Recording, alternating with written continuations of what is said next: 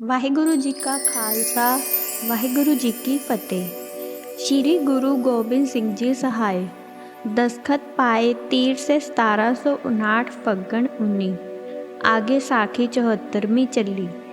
गुरु सच्चा पातशाह जगत गुरु पंथ का वाली सर्वशक्तिमान अंतरजामी आनंदपुर साहिब जी विखे संगत प्रति हुक्म कीता है।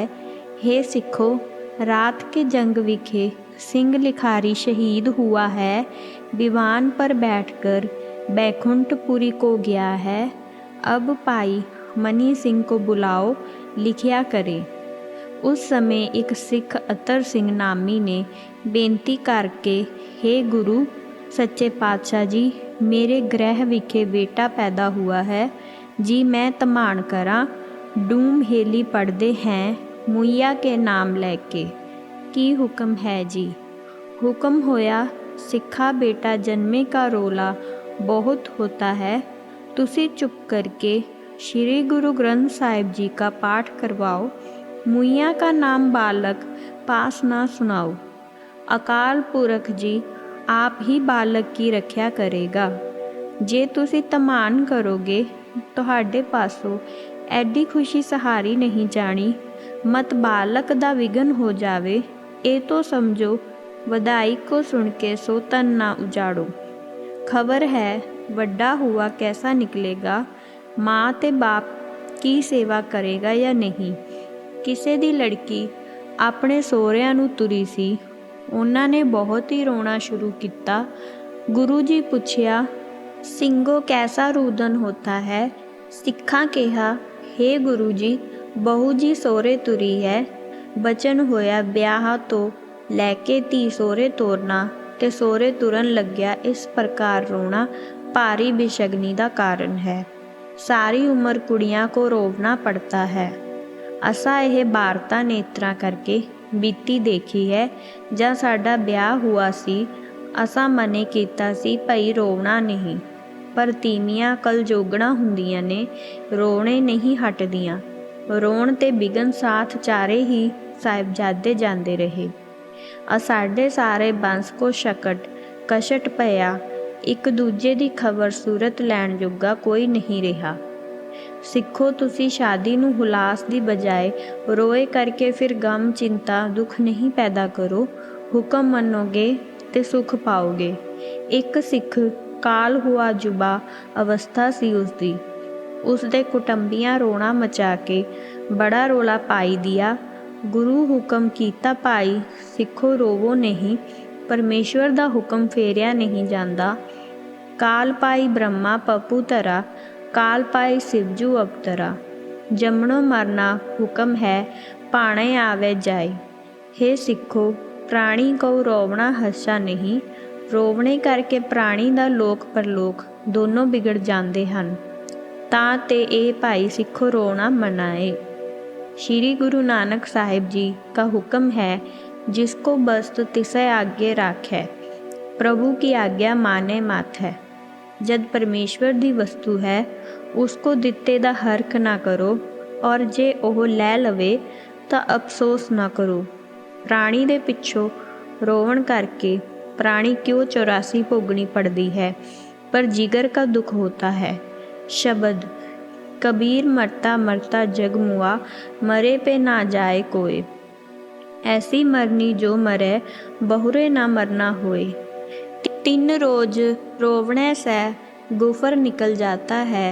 उसदे बाद रोवणे से जमदूत जींदिया जी का ख्याल नहीं छड़दे।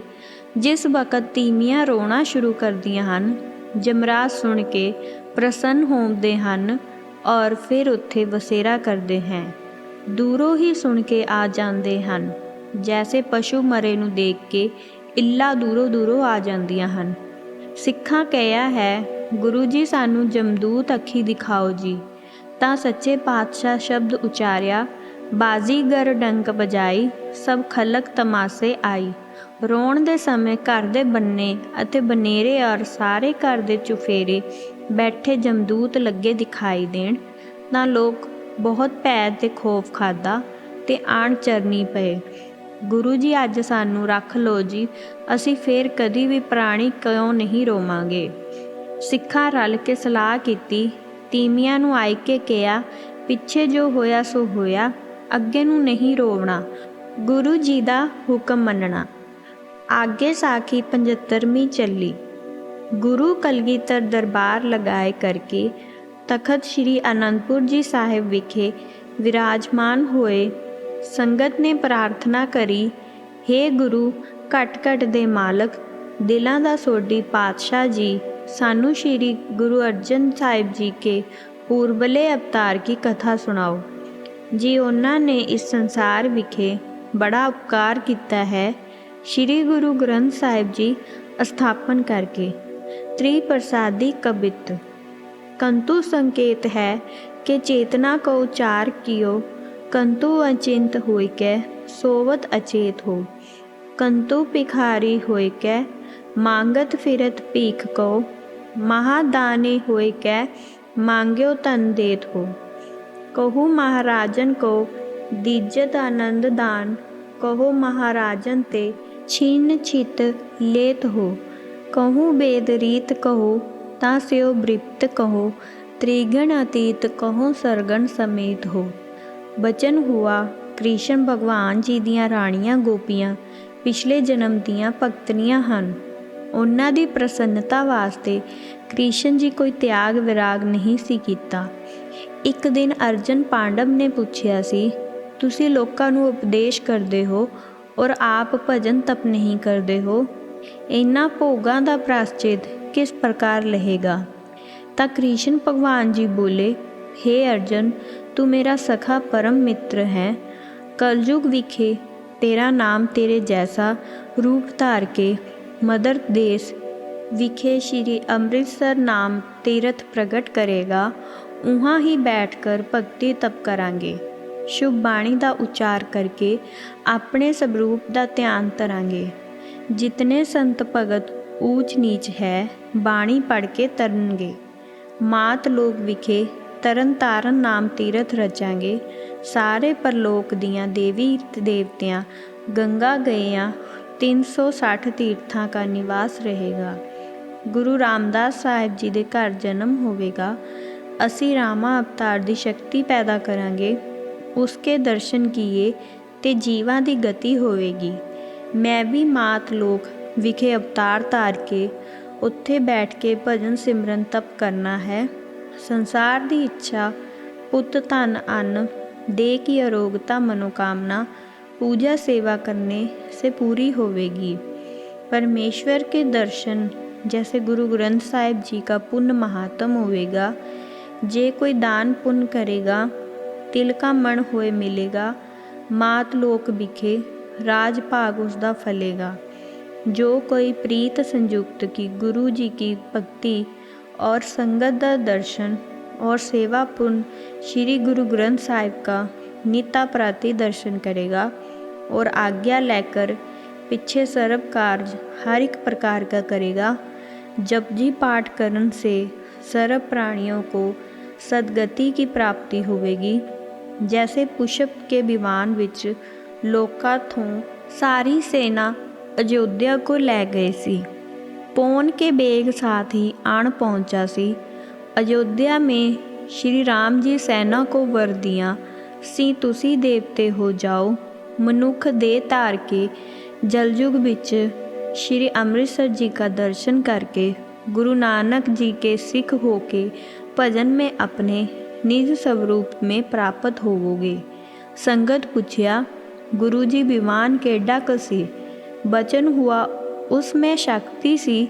ज्यों ज्यों आदमी बैठते से त्यों त्यों बधदा सी। भविष्य दी माँ को देवतियां दाज विखे दियां सी। गुरु की बाणी विखे एडी कला है। बचन हुआ, तोलू धर्मो दया का पुत्तू, संतोख थापे रखिया जिने सुतू। हे सिखो, इतनी शक्ति अपर अपार श्री गुरु ग्रंथ साहिब विखे है। सतगुर सच्चे बचन सुनाए, गुरपुर भागहीन नहीं जाए। परम पवित्र गुरु का धाम, कर स्नान जपो जो नाम। एक चुल्ली भर पीवे कोई, जीवन मुक्त सो सहजे होई। लांगरिया अरदास करी जी महाराज गुरु जी, लंगर तैयार है जी। बचन हुआ जपजी साहिब पढ़ के अरदासा सोध कर लंगर ਵਰਤਾਉਣ ਲਈ ਤਿਆਰ ਹੋ ਗਏ। ਅਪਾਰ ਸੰਗਤਾਂ ਦੀਆਂ ਪੰਗਤਾਂ ਲੱਗ ਗਈਆਂ। ਅਤੂਟ ਭੰਡਾਰਾ ਵਰਤਿਆ। ਫਿਰ ਸਤਿਗੁਰੂ ਜੀ ਕੀ ਚਰਨੀ ਸੰਗਤਾਂ ਆਏ ਲੱਗੀਆਂ। ਸਤਿਗੁਰੂ ਪੂਰੇ ਹੁਕਮ ਕੀਤਾ, ਸ਼ਬਦ ਮੇਰੇ ਮਾਥੈ ਲਾਗੀ ਲੈ ਤੁਰੇਸ਼ ਗੋਬਿੰਦ ਚਰਨਨ ਕੀ। ਮੇਰੇ ਮਾਥੈ लागी तुर जो ਜਿਉਂਦੇ ਅੰਮ੍ਰਿਤ ਕੀ ਚਰਨ ਧੂੜ ਮਸਤਕ ਮੇ ਲਗਾਵਾਂਗੇ ਉਹ ਮੁਕਤੀ ਪਾਵਾਂਗੇ। ਜੋ ਮੂਏ ਦੀ ਹੱਡੀ ਪੀਸ ਕੇ ਅੰਮ੍ਰਿਤਸਰ ਤਲਾਬ ਵਿਖੇ ਜਾਂ परिक्रमा में पावेंगे ਉਹ ਆਪਣੀ ਕੂਲ ਬੰਸ ਡੁਬਾਵੇਂਗੇ और नरक विखे जाए पड़ेंगे। वाहिगुरु जी का खालसा वाहिगुरु जी की फतेह।